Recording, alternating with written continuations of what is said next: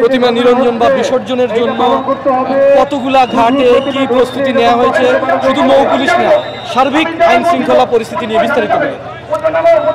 ধন্যবাদ। এবার 2023 সালে শারদীয় দুর্গোৎসব ঢাকা মহানগরীতে 243টা পূজা মণ্ডপে পূজা হয়েছে এবং 20 তারিখ থেকে শুরু করে, এই মাসের 20 তারিখ থেকে শুরু করে অত্যন্ত নির্বিঘ্নে আনন্দের সাথে সনাতন ধর্মাবলম্বী যারা পুণ্যার্থী রয়েছে তারা পূজা সম্পন্ন করেছে। আজকে বিসর্জনের মধ্যে দিয়ে সেই পূজা সমাপ্ত হবে।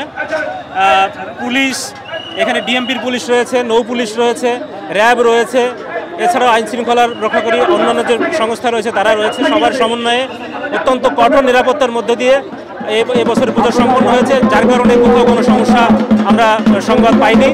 আজকে বিসর্জনটা সম্পূর্ণ সুষ্ঠুভাবে সম্পন্ন হলে আমরা স্বস্তি নিঃশ্বাস ফেলবো যে এবছর সুস্থভাবে পূজা সম্পন্ন করতে পেরেছি। এবং রাত্রেবেলায় যেন 8টার মধ্যে বিসর্জন সম্পন্ন হয় সে ব্যাপারে আমরা কর্তৃপক্ষের সাথে বারবার সমন্বয় সভা করেছি। আমরা দেখেছেন যে প্রত্যেকটা ঘাটে, নদীর ঘাটে নৌ পুলিশ, ফায়ার সার্ভিস, ডিএমপির পুলিশ, র্যাব সহ বিভিন্ন পার্টি রয়েছে, সেখানে ডুবুরি দল রয়েছে।